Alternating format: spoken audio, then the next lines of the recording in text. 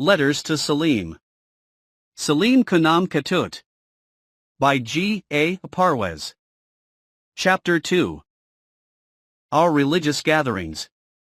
Translated by Dr. Suhail Alam. Saleem, you're probably right. On Jumat al-Wida, the last Jummah of Ramadan, 50,000 people had gathered at the masjid. In fact, the number was probably even higher than that. I also agree with you that it was utterly enchanting to see such a great number of Muslims harmoniously standing and prostrating by a single voice. Its enchantment was shown by the many visitors who came from great distances to take pictures of this spectacle, and who also gave the leaders of the masjid donations so that they would not forbid the taking of photographs. Anyway, these were just a few cursory remarks. I ask you, Saleem, that in this immense gathering, how many Muslims who were mutually harmonious in their bodily movements were also mutually harmonious in their hearts? Islam came to teach the oneness of thought as well as the lesson of oneness of action. This is encompassed in Iman. These were types of gatherings that used to be the best examples of oneness of thought and action. But Saleem, ask yourself if today this is still the case. Ask yourself whether it is unity or discord which characterize our religious gatherings. You've probably seen the mulwas and imams telling people how important it is to pray in a group. They tell the people how to line up properly during prayer, how much space should remain between the feet, how much punishment there is for shoulders not touching shoulders, and how much reward there is for praying in the first row. But Saleem, has any one of these mulwas ever said that as Muslims, we are here for such and such purpose, to meet such and such goal? Prayer should mean this to you? Why is it necessary to pray in a jamat? Why do we have to stand up and sit down? Why should the lines be straight? Why is there only one imam, and why everyone by his single voice, without a grumble or complaint, completes the movements of prayer? When the imam forgets something, a signal is given, but why the group still follows him? And why the whole group has to pray the extra rak'ah for atonement? At one time, why is there only one jamat? Why can't there be numerous jama'at praying at the same time? When the amusement-seeking visitors describe this sight in their own words, the Muslims' tolerance and discipline, oneness of thought and action, harmony and synchrony, obedience and perseverance within a group, all receive boundless praise.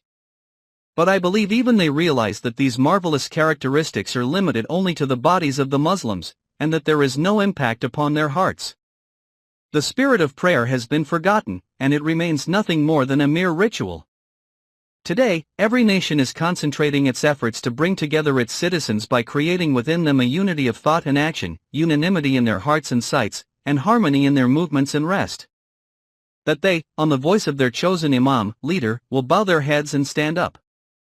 If a nation can accomplish this, then their power and efficiency will increase manifold.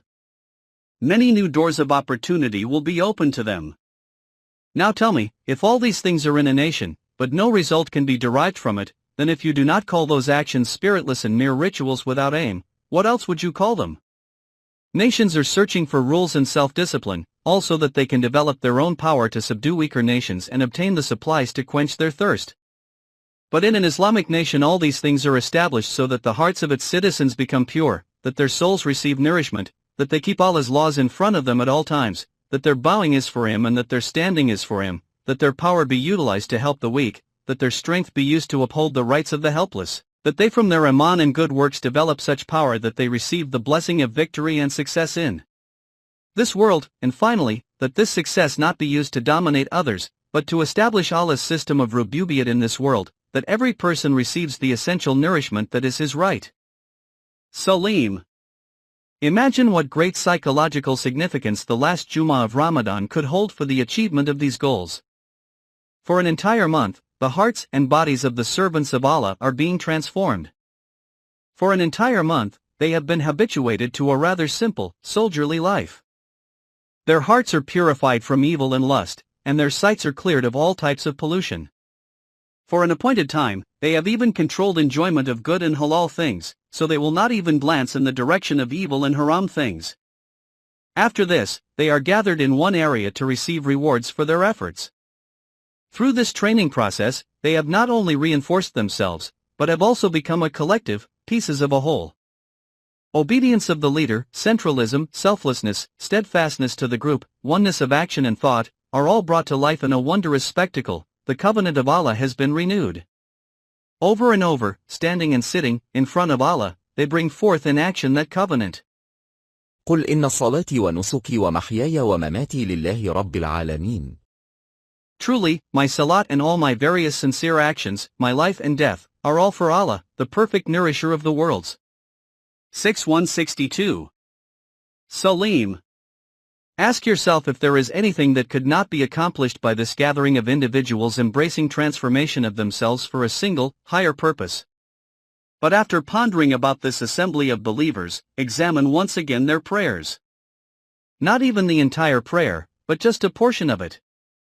Think about an assembly of 50 or 60,000 people, all facing neatly towards the Qibla, standing within their masjid, proclaiming that, إياك نعبد. O Allah, we only consider your rule as acceptable. Outside of your rule, all types of servitude and subjugation are forbidden for us. However, they only utter these words from their lips, while their minds are slaves to countless gods. Now if you don't call their covenant and their proclamation a self-deception and a deception of God, what else would you call it? Now, if you tell these people that they have not prayed, but have actually betrayed themselves and have deceived Allah, then from the north to the south and the east to the west, the so-called bearers of Allah's sacred covenant will chase you down with sticks in their hands. But you know, Saleem, the reaction of these unfortunate people would not even be their fault, because they have been told if the hands are placed at a certain position, and the feet are placed a certain distance apart, in sajda such and such body part touches the ground first, and if the various recitations are said at the appropriate times, then the prayer is complete. And if you ask how do you know for sure the prayer has truly been completed and that goal was achieved for which prayer had been made compulsory in the first place, then the response will be we cannot know this until the day of judgment. In this world we must do our duty, and we will get the result in paradise, the afterlife, not in this world. And when you tell them, but brother, Allah mentions in the Quran that one of the results of our action and iman will be the inheritance of power in this world, istiklaf fil ard. They reply with, the meaning of ard, earth, in those ayahs of the Quran is the ground of paradise. But Saleem, do not ask anyone about these matters. Find the truth for yourself. The Quran is in front of you and contains within it the history of man's greatest accomplishments. In 2ah fasting was made compulsory, and on that very Ramadan's 17th date, the test of strength was taken for the believers. European historians say that the Battle of Waterloo changed the face of Europe, but if they could see past themselves, they would see that the battle which took place at Badr in 2ah changed the history of the entire world. The powers of oppression and evil gathered all their resources to wipe out the light of Allah from this world. As for the Muslims, they consisted of about 300 individuals, some of whom had just left their own homes to find shelter in a faraway town, leaving behind all their worldly possessions and embracing poverty. But now a matter of life and death was at hand.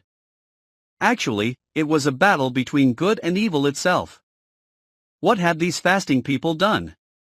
With their children in their arms, donning armor of branches of date trees and bones of camels, they came to the field of jihad. Saleem. Ponder upon the delicacy of this moment and reflect that even the Prophet peace be upon him himself, in this barren desert, with ultimate fear of Allah and humility calls out to his nourisher, O Allah. This gathering of a handful of your people are all ready to die today in this field of battle simply for the sake of propagating your deen and spreading your greatness. If today they were all to be martyred, then no one will remain in the world to spread your name. The Prophet peace be upon him barely finished his dua when Allah favored the Prophet peace be upon him with his mercy. أني ممدكم بألف من الملائكة مردفين. I will help you with 1,000 angels each behind the other, following one another, in succession. 8-9. The angels will come to help you, and what will they do when they reach you? They will be told. فثبتوا الذين آمنوا سألقي في قلوب الذين كفروا الرعب. Keep firm those who have believed. I will cast terror into the hearts of those who have disbelieved. 8-12. In reality, those angels which prostrated to the Khalifa fil ard, Adam alayhi should have helped the mujahideen in the same way. When mankind sets out to put Allah's laws into action, all the powers of nature side with him. But Saleem. Allah did not say to simply sit around in bliss and complacency, hoping the angels will do everything. Rather, he put forward a complete system of life describing what you should do. Pay close attention to what that system is and what his guidance was. He said, O you who believe! When you meet those who disbelieve in a battlefield, never turn your backs to them.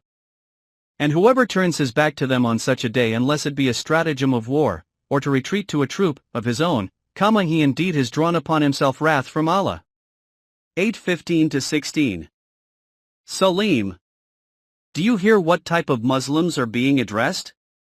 Do you understand what a great crime it is to leave your nation and show your enemy your back on the day of battle? And then he said, O you who believe! Obey Allah and His Messenger, and turn not away from Him while you are hearing. And be not like those who say we have heard, but they hear not. O you who believe! Answer Allah and His Messenger when He calls you to that which will give life. 8:20, 21, 24. Do you understand why dying in the way of Allah is called life? Think about this great reality. The hidden secrets of life and death will reveal themselves to you. Notice, this obeying has a condition of listening on it. This face-to-face obeying can only be the obeying of a living center. From this, it becomes clear that Islam becomes ad-Din, system of life, at the time when there is a living center within it, whom the Muslims obey. In individualistic lifestyles, Deen is not present. This actually is a whole other topic which will be discussed in a future letter. Then again he said, O you who believe!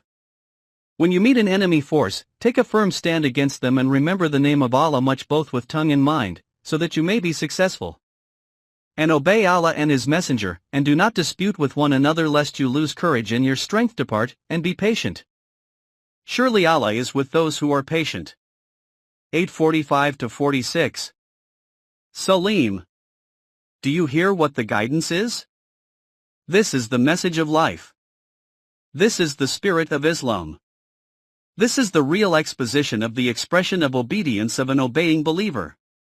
This isn't just a temporal rule applying to the Battle of Badr in 2AH, rather for however long there is battle between truth and deception.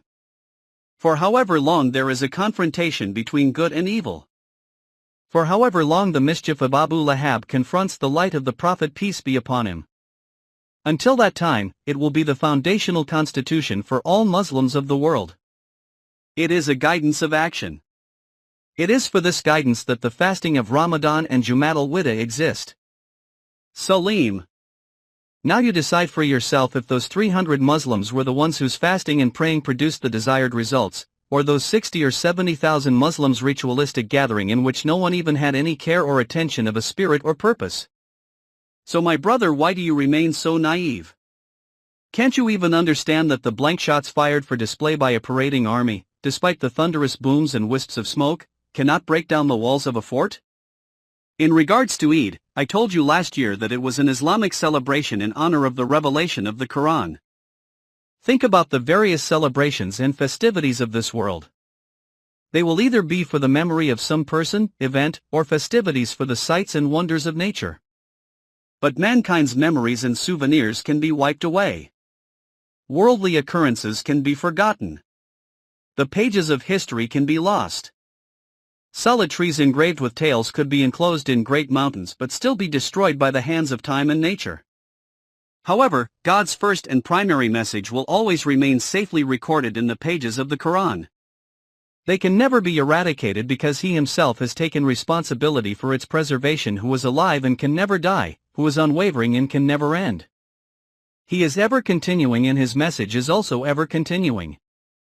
He is alive and His Quran is alive. This celebration of Eid is a commemoration of the revelation of the living book, the Quran, from this alive and firm God. And for however long this world remains, so shall this commemoration. Allah is great. Allah is great. There is no God but Allah, and Allah is great. Allah is great, and for Allah is all praise. The Quran is unique from every other book in this world, and its commemoration is also unique from every other commemoration. The celebrations of the world are carried out by energetically shouting, laughing, cheering and playing, but an entirely different suggestion is made for the celebration of the memory of the signs of Allah. For it, people have been preparing an entire month. They were being taught to turn their faces from all false powers in the world and to become ruled only by Allah's laws. If you ask, then ask from Him. If you bow, then bow to Him. Despite hunger and thirst, complete your duties. This is the training that would be given to a warrior prior to entering the field of battle. For an entire month, through exercise and effort, lofty perceptions have been born into their minds. They are then asked to come together in one place to bring their heads together and concentrate with a clean heart and sanctified mind. They concentrate on what they can do, according to the characteristics of Allah's nation, for the attainment and continuance of this special lifestyle of the Quran. Saleem.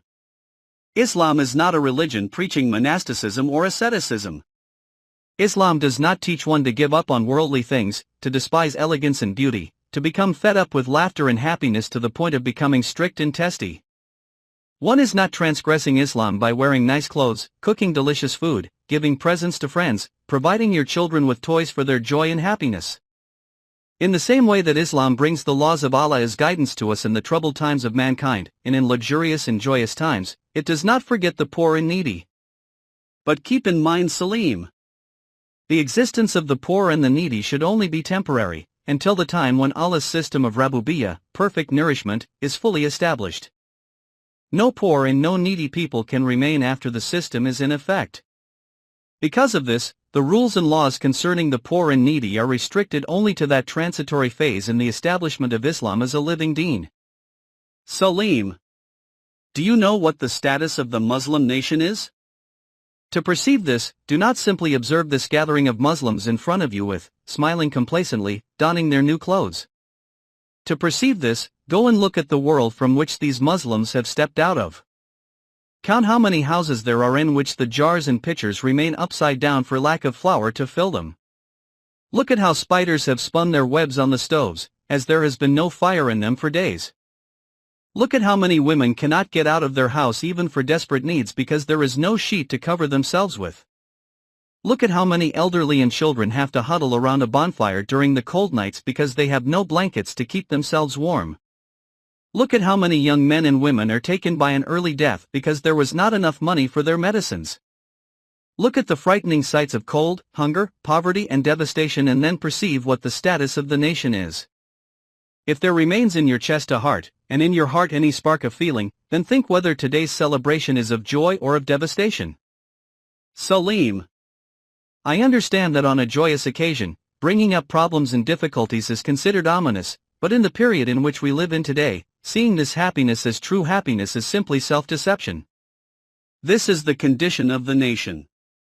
But Saleem, do you know what important issues the nation's leaders and those knowledgeable of Islamic Sharia are engrossed in? If you want to know this, then look at a paper published in New Delhi called Mohammadi, and also take a look at a paper being published in Amritsar, Al-Hadith. In the October and November editions, there is a hot debate about whether or not it is permissible to accept an invitation to a male or female circumcision. And these two newspapers, in their hot debates, quote the respectable and shining names of their knowledgeable ancestors before them, Sayyid Ahmed Barelwi and Shah Ismail Shahid. It is said that when the Turks took Constantinople and their armies reached the walls of the city, within the city, the priests were engrossed in debate and had been having large meetings for 40 days to determine if the table at which Jesus ate the Last Supper had leaven or unleavened bread.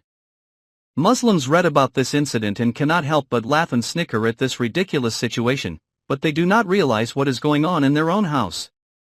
Saleem, now all that remains is your last question, that if all these groups and societal gatherings do not have the spirit and goals which they should have, then what is the use in keeping them? It was natural for this question to arise in your heart.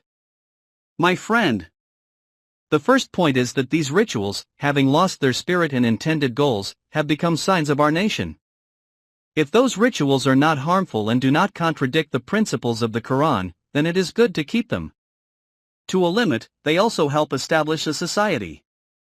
The second point is that if somehow our fate were to take a turn, and that a feeling of revolution and perception awakes in us which the Quran wants to awaken, then once again these lifeless vessels will be filled with spirit and life. The rituals and signs which were only memories of a system of life, will serve to facilitate the fresh establishment of that system. That is the reason I told you not to talk during the khutbah of Jamaat al-Wida, even though not a single word of the speakers could reach your ears. And even if they did reach your ears, you wouldn't understand a word since it was in Arabic and you do not understand Arabic.